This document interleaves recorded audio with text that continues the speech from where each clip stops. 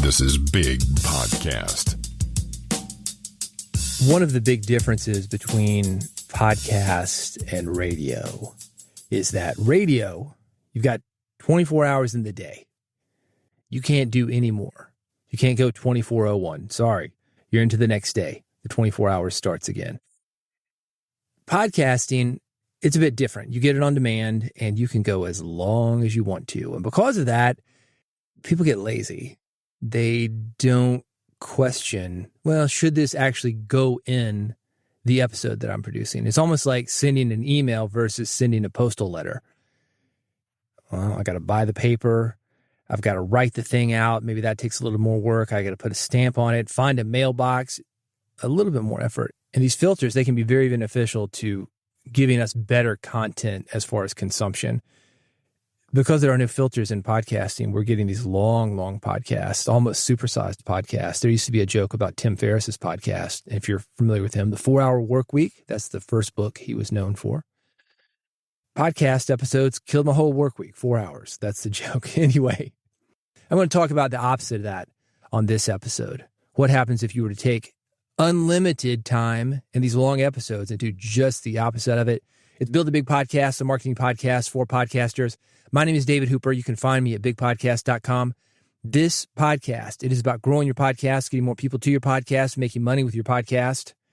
This is the audio edition of my weekly newsletter. That's called Big Podcast Insider. This is issue 234. Here's what we're going to talk about. Segments will grow your podcast. Do you know what happens if you DM everyone who likes your social media post? This guy does. We're going to find out what does happen. Segment idea. The DIY dumb phone. Again, since we're talking opposites, why not? Opinions are like if you want to keep sponsors. This episode of Build a Big Podcast is brought to you by Riverside.fm, a virtual studio that makes recording and editing at the highest quality possible accessible to anyone. Speaking of one of the things that's changed, when I started doing radio, I was taping on 1/4-inch tape. I want to say we had an option of either 7.5 inches per second or 15 inches per second, depending on the quality of audio that we wanted. And you can imagine, every second, 7.5 inches, 15 inches of tape, you're going to run through that tape pretty quickly. You don't have that with Riverside.fm. If you wanted to do that 4-hour podcast, you wanted to do a 12-hour podcast, you could do it regardless of how long it is. You're going to look and sound your best. That's because Riverside records you and your guests locally, bypassing poor and unstable internet connections and giving you studio quality audio and video. Do not take this for granted. That's the recording part. The editing, you can edit as if you're editing a Word document. Don't take that for granted. We used to have to use razor blades, cut that magnetic tape, and literally piece it back together with the ums, ahs, and other mistakes chopped out. You're also going to get instant transcriptions. They're powered by AI, 99% accuracy. That's better than me. Beyond that, not just English, Riverside Transcriptions, it supports more than 100 languages. So no matter what language you're using, you're going to have that transcription. That's great for SEO. That's great for your content being consumed. You want to try it? You want to record with it, edit with it, do the marketing with it, have it automatically take your episode, look for social media highlights, give you those. You can do it. And again, this trial, it is free. They're going to give you a couple of hours to look under the hood, kick the tires, see what you think about it. To do that, go to Riverside.fm, sign up. It's free. Take a look, record, edit, promote your podcast with it. If you want to stick around, I've got a discount code, Big Podcast, BIGPODCAST. That's Riverside.fm, the discount code, Big Podcast, BIGPODCAST. You know how it works. We're going from thing to thing to thing. Each of these elements from the newsletter, and again, that is issue 234. If you want to see photos, written articles, links, videos, whatever I'm talking about, you can find it. Newsletter.bigpodcast.com, issue 234. When I go from thing to thing to thing, this is how you're going to know. That means I'm moving on. That means to go to newsletter.bigpodcast.com, issue number 234. Ready? Segments will grow your podcast. Radio has segments. Television has segments. Unfortunately, the idea seems to have skipped a lot of podcasters. Interviews, there's no doubt that that is a very powerful way to connect with listeners, entertain listeners. But way too many podcasters, they rely too heavily on interviews for content. They just throw up conversations. The conversations have no direction and they last too long. I talked about Tim Ferriss at the front of this episode. He was going for 4 hours in those initial episodes that he released. Since then, not so much. Why is that? Well, he's gotten better. I mean, there's still long episodes, but he's gotten better at editing, better at interviewing, better at asking himself before he asks a question or after he asks a question and gets the answer. Should this go in the episode? If it's not important, if it doesn't move the episode along, chop it out. If you really want to grow your podcast and make impact, one of the things that you can do, and these can be short episodes, this is very condensed content. Again, we're talking segments here. If you really want to grow your podcast, one of the things you can do is you can start thinking in segments. I talked about Riverside earlier, taking that long form audio content, making something that's good for social media. But consider this. If you look at a podcast and you see it's 8 minutes, it's 7 minutes, 20 minutes, you're listening to something on your commute, I would argue that most people, they're more likely to jump into something like that than oh my gosh, a 4-hour interview. I'm never going to get through that. So they don't even try. 20 minutes, you got a 20-minute commute, 20 minutes on the Stairmaster. You know that you're going to get the front, the middle, and the end. You're not going to be left hanging. You're not going to get into something that becomes like a chore. And you're not going to get into something that you can't be done with by the time the next episode comes out. Imagine if I was releasing 4 hours of content every single week. Oh, man, no. You're like Tim Ferriss working a 4-hour work week, right? You don't have the time for that. You want to listen to other stuff. So get to the point. We got a music business saying, I think it was Tom Petty, says, get to the chorus, don't bore us. Get to the point, man. If you want to play around with a segment, one of the ones that I love, it's what I call a 30-day challenge. You think of something that you can work on with your listeners, or listeners can work on with each other. Where they are now, go through a process for 30 days, they're going to get to somewhere else, somewhere that they want to be. Maybe it's losing 10 pounds, 20 pounds. Maybe it's putting up their first website. Maybe it's approaching a pretty girl and asking her on a date.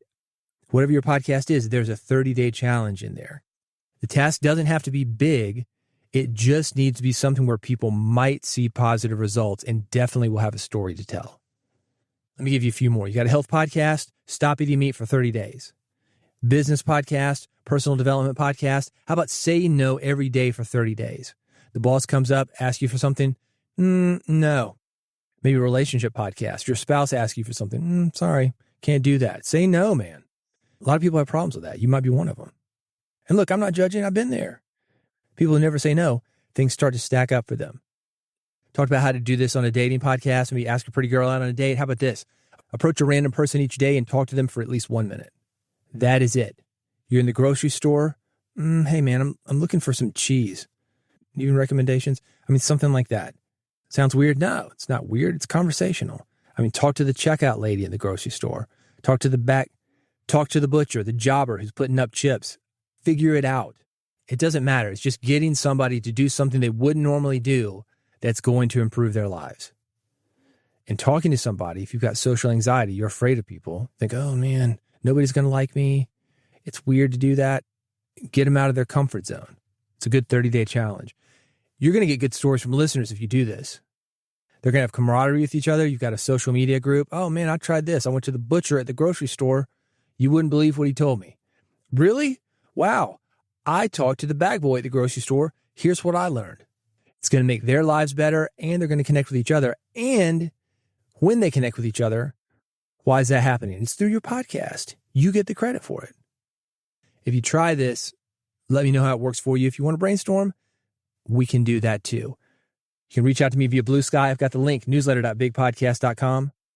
I've got a good one for you, by the way. I'm going to go a little bit deeper into it. That is coming up. For now, Big Podcast AMP. If you like this podcast, you like the newsletter, you're going to love Big Podcast AMP. It's AMP, stands for Audio Monetization Program. It's a personal coaching program. It's going to help you do 3 things. 1, grow your podcast audience. 2, get people talking about your podcast. And 3, you're going to make more money with your podcast and your podcasting skills. I've got the details at bigpodcast.com/amp. That's bigpodcast.com/AMP. A question for you. Do you know what happens if you DM everyone who likes your social media post? I don't either. Josh Spector does. He did this. It was an experiment on LinkedIn. He sent a direct message to each person who liked or commented on one of his posts. It wasn't just any message. He offered a free course or training, something that he normally sold. Hey, I normally sell this. Thanks for commenting. Thanks for liking. You get it for free. Nice rapport builder, right? Here's the thing about it. It wasn't just giving away something free without anything in return. I mean, maybe he hoped somebody would buy something. Not that this was some kind of quid pro quo. I think he's actually trying to have an experiment, talk to somebody. But one of the benefits is you get your stuff out in front of people, such as, hey, thanks for commenting. Here's a free course. Maybe you'll like it. It's on the topic that you commented about. They see it. They think, oh, this free stuff is good. People normally pay for it. Do you have other stuff that I could pay for? Yes, he does. And that made him some money because people wanted additional training. However, he also got to know everybody who regularly engaged with his content. And he now knows when somebody new comes into his world because he's looking for it.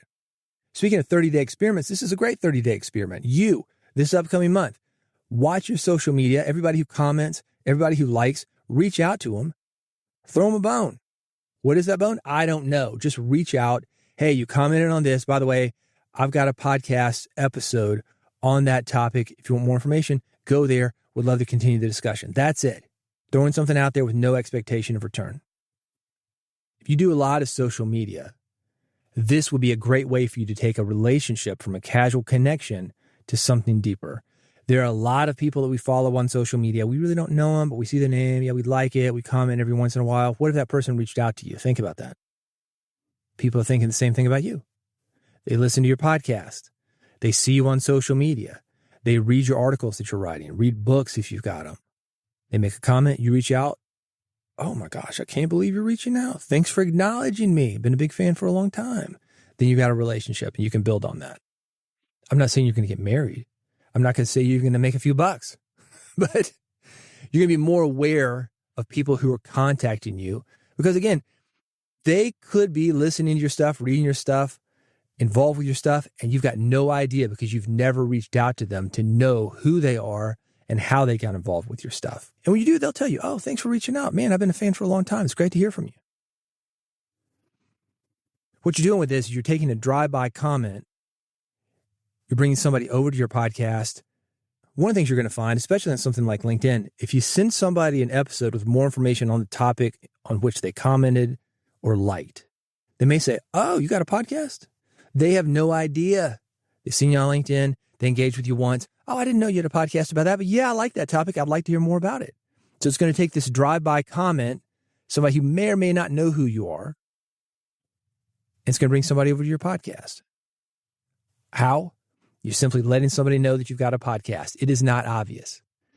You may think if you're on LinkedIn, if you've got a newsletter, if you've got a book, if you speak live, that everybody who interacts with you, everybody who hears you knows that you've got these other things.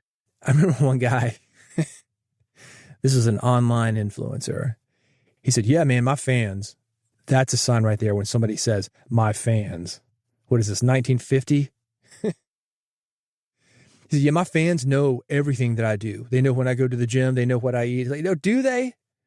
No, nobody cares about your self-absorbed Instagram post, dude. No, they care about them. Sometimes you've got something that might help them. In that case, if you respond by DMing them, saying, hey, I got a podcast episode about this thing that you liked and commented on. If you want to dive deeper into this, here it is. They are going to care about that. If you try this, I want to know how it works for you. I've got links on how to get in touch with me. Also, a link to that original article with Josh Spector about his experiment on LinkedIn. You can find everything at newsletter.bigpodcast.com. This is issue number 234. The DIY dumb phone. This is a segment idea for you. Everybody's got a smartphone. What would happen if you turned it into a dumb phone?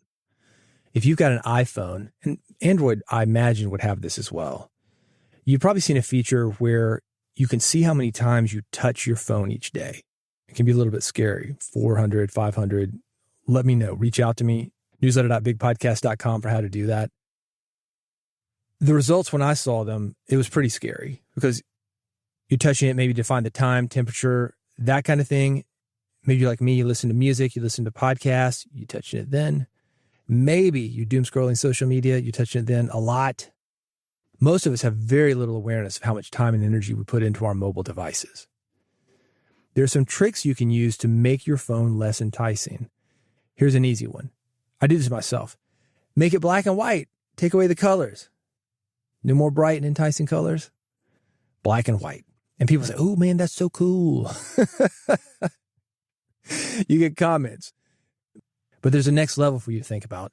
What would happen if you gave your smartphone a lobotomy? One lady did it.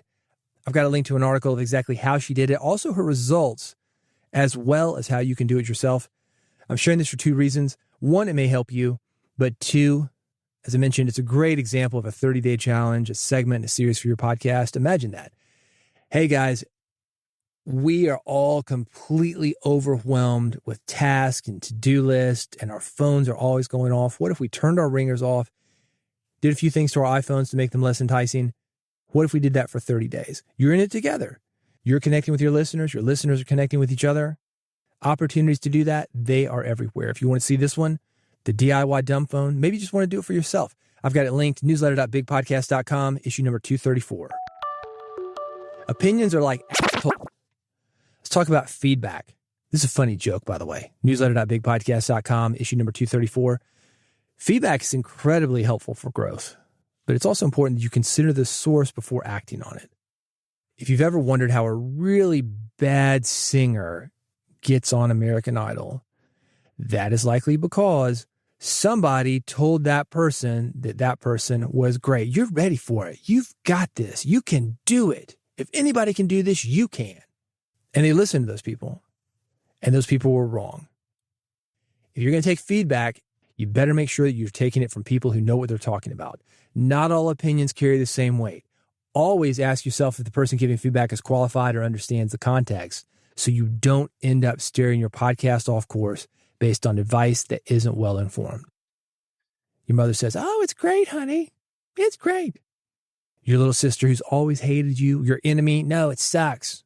That's no good. Maybe it doesn't suck. Maybe it's good. Constructive criticism is a tool, but only if it comes from the right hands. Again, you want to see this joke? It's hilarious, man. You can trust me. Well, let me know if I'm wrong. Newsletter.bigpodcast.com, issue number 234. If you want to keep sponsors, do you have sponsors for your podcast? If not, do you want sponsors for your podcast? This is something I saw from John Acuff. He is a New York Times best-selling author. He's a road warrior on the speaking circuit doing, 100, 150 gigs a year, a lot.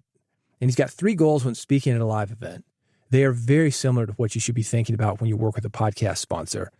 The first is you want the sponsor's phone blowing up. And I'm talking about in a good way, not complaints, but somebody buying stuff, somebody saying, oh man, I heard this ad. I heard this read on the blankety blank podcast. It was so funny. That's why I'm calling you. You want the sponsor's phone blowing up, not yours. Nobody calling you up, oh man, that was such a great ad. And don't tell me, tell the guy who's paying me. When you're involved with a sponsor, there's some setup. You got to get talking points. You got to figure out contracts and things. But what the public sees, 15 seconds, 30 seconds, a minute, it's not a long time period. However, that read, and we can use riverside.fm for an example. If you liked what I said about riverside.fm, and if you go to riverside.fm and they said, how did you hear from me? You type in the code BIGPODCAST, BIGPODCAST. You might be there for years.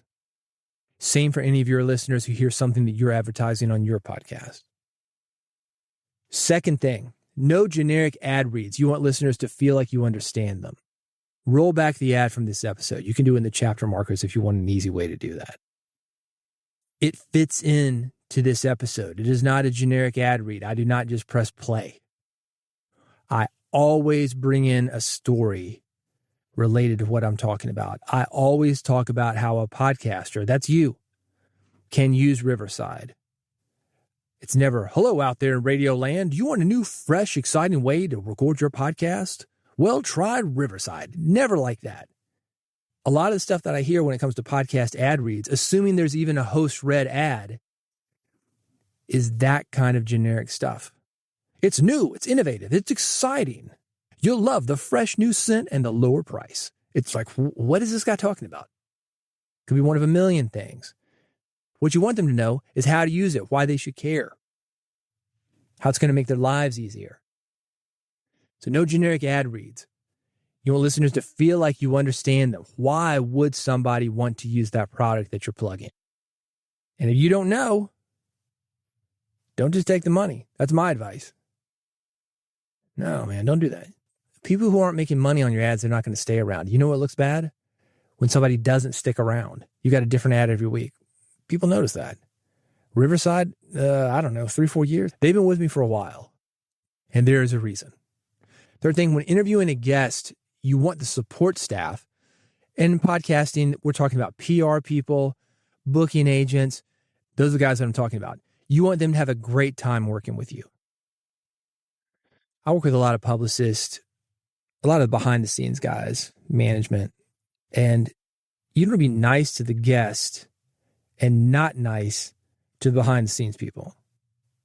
You want to be nice to everybody. It's the behind the scenes people that bring the guest in, that make it work for you. The behind the scenes people, if it's somebody like a publicist, that person's going to bring other people into you. That person's going to get you affiliated with other people. They don't just work for one person. I got publicists I've been dealing with for years. And if I'm working on a new show and I need guests, I can go to them and I can say, hey, listen, I got this new show. You know, it doesn't have a lot of listeners, but I could really use some guests. We've got that relationship. They treat me right. I'm going to treat them right. So consider that. When interviewing a guest, you want the support staff, again, PR people, booking agents. You want them to have a great time working with you. And I would suggest even acknowledging them. All the time when I'm interviewing a guest, well, you know, we got this book because Brenda, you work with her, Brenda PR. I'll throw something like that in at the beginning. And at the end, this episode is produced by super producer Gary, engineered and edited by editor Stephanie, and hosted by me, David. Thank you so much to Brenda at Brenda PR for putting this together.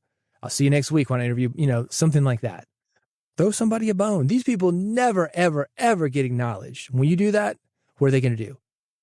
They're going to come back for more of that acknowledgement. It shows that you understand them and you know what they are doing behind the scenes. Behind the scenes people, they are easy to look over. Do not do that. Let's go through those again. Number 1, you want the sponsor's phone blowing up in a good way. 2, no generic ad reads. Make your ad reads custom. And 3, when you're interviewing a guest, you want the support staff to have a great time working with you, to feel appreciated.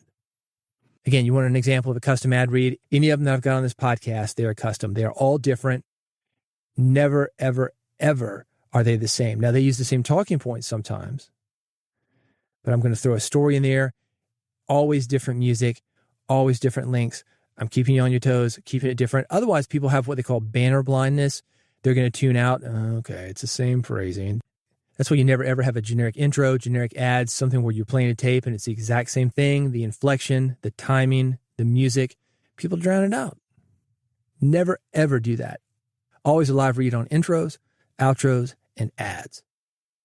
And speaking of outros, it's that time. I appreciate you joining me. If you want to make sure that you never miss an episode of Build a Big Podcast, you never miss one of those custom ad reads that comes with every single episode, this is how to subscribe. Go to bigpodcast.com. I've got 3 buttons for you.